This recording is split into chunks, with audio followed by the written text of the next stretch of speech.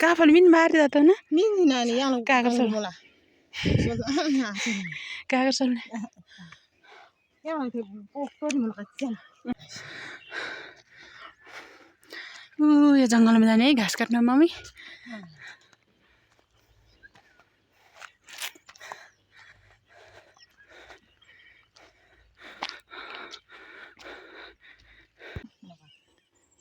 ल इ माकड चाहिँ काफल भुइँमा झारेछ रुख काफल अमृसा घारी मम्मी लो त मिरिक रोप मुला अनि छ हाम्रो घाँस आमा भारी पनि हैट अब चप्पल मार तोर्नेले मार मार्ने ठिकै छ मम्मी के गर्नु यस्तै हो है मम्मी ठिक हो न गेलाम यहाँ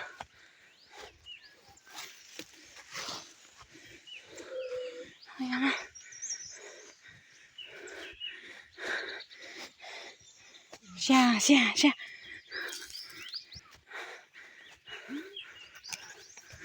अब अझै तोर्नु नै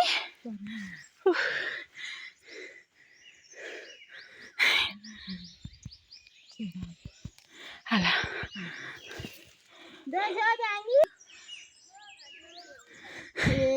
त जङ्गल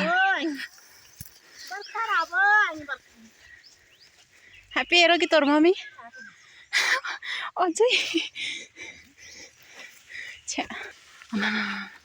कसरी जाने हामी बाटो त यताबाट उता जाने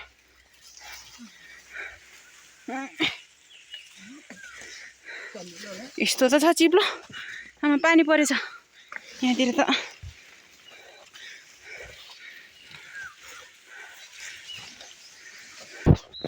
है मम्मी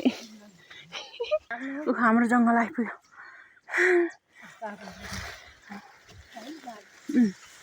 कहाँ मम्मी ओ त्यहाँ पर हनुमानजीको दर्शन पायो त्यहाँ त्यो तर देखिँदैन महँगो क्यामेरा भएर काफलको रुख हिँड्ने अब यही सजिलो छ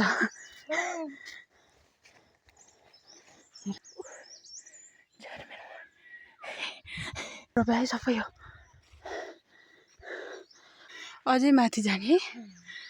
हजुरआमाहरूको होला पारी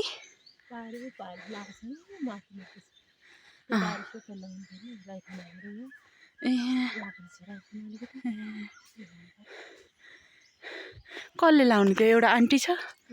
अङ्कल कहाँ इन्डियामै होला नि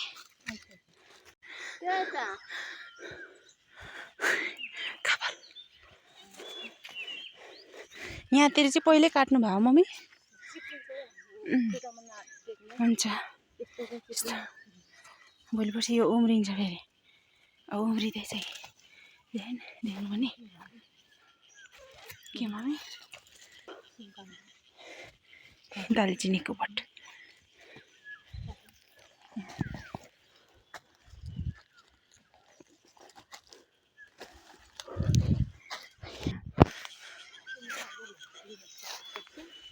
क्लास इयर बा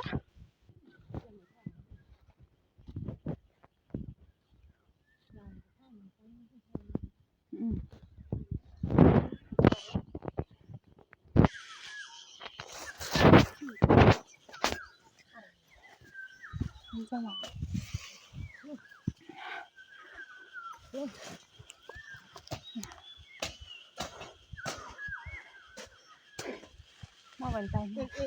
ये सब पे काट दो कैसे अकेले हम लोग खान मम्मी काट्न बेला सबै भारी नै बोक्ने म काट्छु एकछिन बस्नु कति घाँस काट्नु भनेर पता नै हाल्छ बितिसक्यो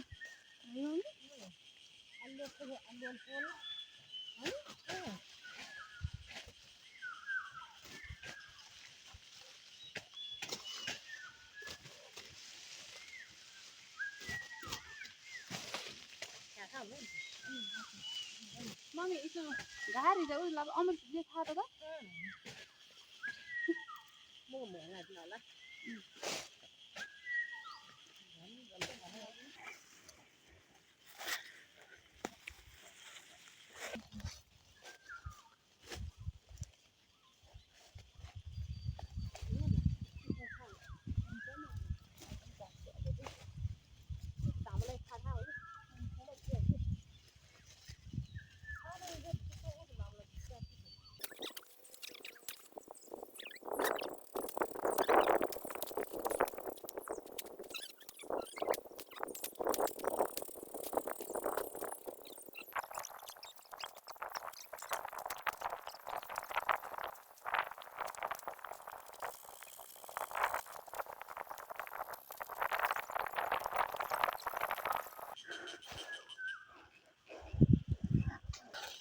कबलेटी आएको हामी कबलेटी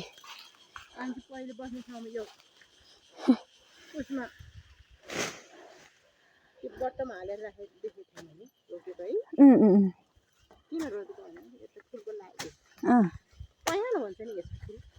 पहेँलो हुन्छ यस्तोहरू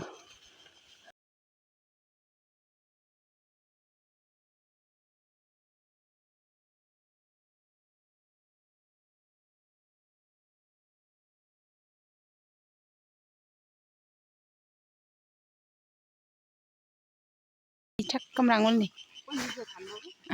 घाँस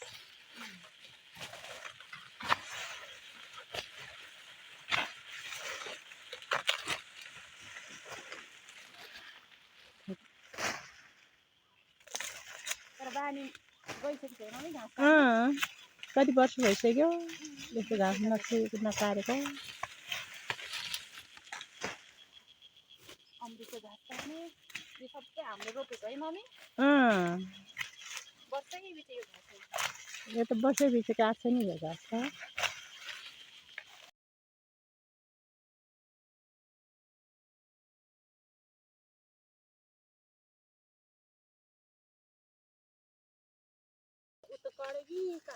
उतै काट्यो होला नि मम्मी देख्नु भने घाँस काठमाडौँमा प्लान्ट भनिन्छ भने गाउँमा घाँस भनिन्छ यसलाई देख्नुभयो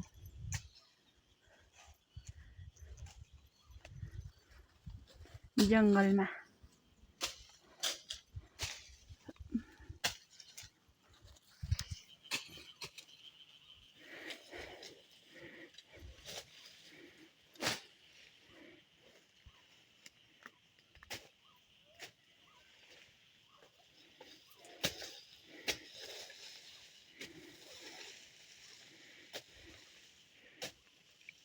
ट्रेनिङ त खतरा छ है मम्मी ट्रेनिङ खतरा छ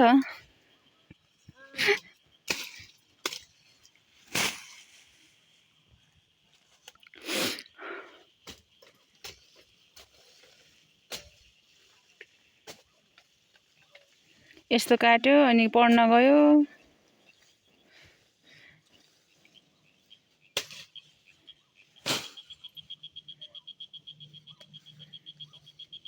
एक भारी यो ल्याएन भने पढ्न नि जान पाउँदैन भात पनि पाउँदैन घरमा बास पनि पाउँदैन है मम्मी पहिला पहिला अनि अनि अनि ऊ त्यो गहिरातिर त्यो निङ्ग्रो हो कि जरो शनिबारको दिन शुक्रबारको दिन स्कुलबाट आएर अनि शनिबारको दिन बेच्न लाग्यो कपी डट किन्यो है मम्मी काफल टिप्यो बेच्न लाग्यो कहाँ पाउनु मोमो चाउमिन है मम्मी चटपटी खान पाए त्यही नै ठुलो कुरो चाउमिन यता उता जुगा कता जोस् आ छैन मम्मी यो सिक्सीकोले चाहिँ चिलाएको यो भुसुनाहरू भएर हजुर तर यत्रो जङ्गल छ गाई बस्तु चाहिँ छैन है मम्मी दुईटा भैँसी एक घर गोरु हाम्रो के मम्मी यत्रो जङ्गल छ हामीले रोपेको यो अमृसो फम्रिसो यता उता घाँसहरू यो त चाहिँ पारी मान्छेहरूको अरूको यता हाम्रो डाँडा त्यो पनि बेच्ने भन्नुहुन्छ ए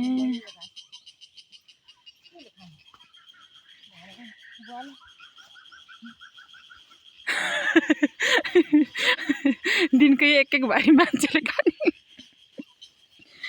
बिचरा गाई बस्तु नै हुँदैन भयो भने नि है मम्मी यहाँ माथि डाँडा जङ्गलबाट घाँस ल्याउनु पर्छ खेतबारीले पुग्दैन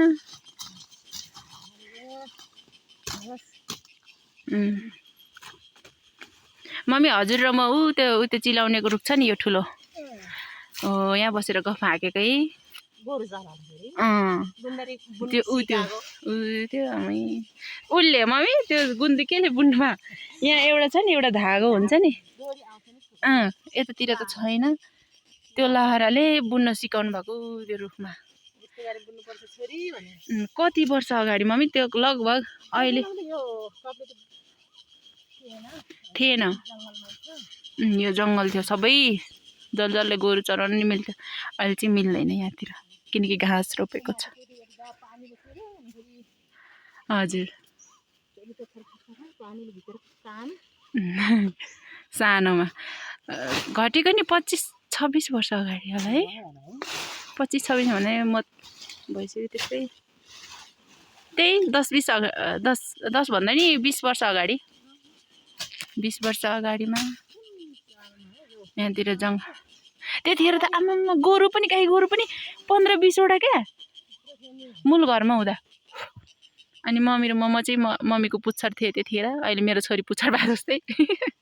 त्यो तल्लो रुख छ नि त्यहाँनिर बसेर अनि पानी पर्दा हजुर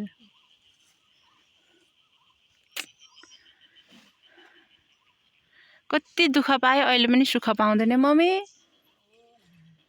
तर केही काम नगरिकन बस्नुभन्दा त ठिकै हो तर डेली यही काम गर्नु पर्दा त छ्या दिक्क लाग्ने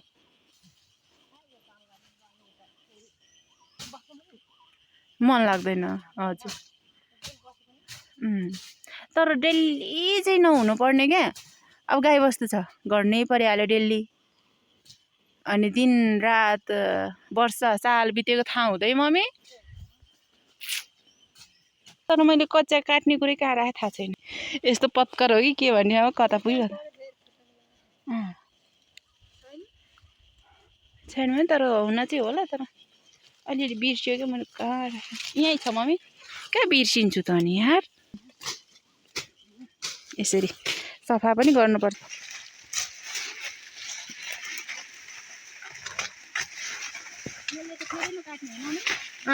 खान्छ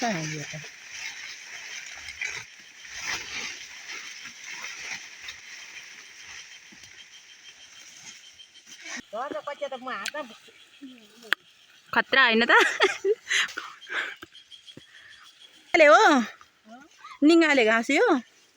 ए निगालो हो कि निगा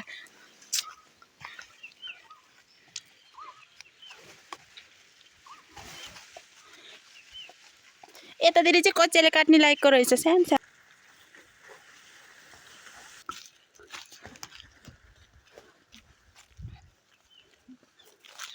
यो तलतिर नि हजुरहरूको आन्टी मम्मी बिस्तारै थाप्लो पोल्दो रहेछ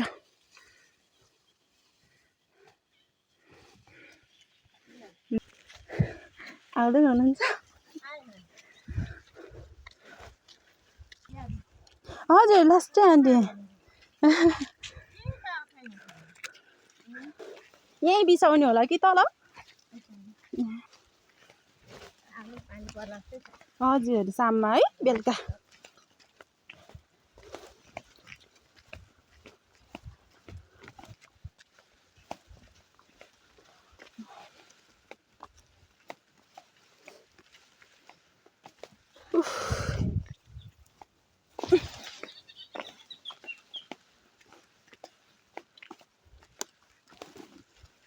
तपाईँ त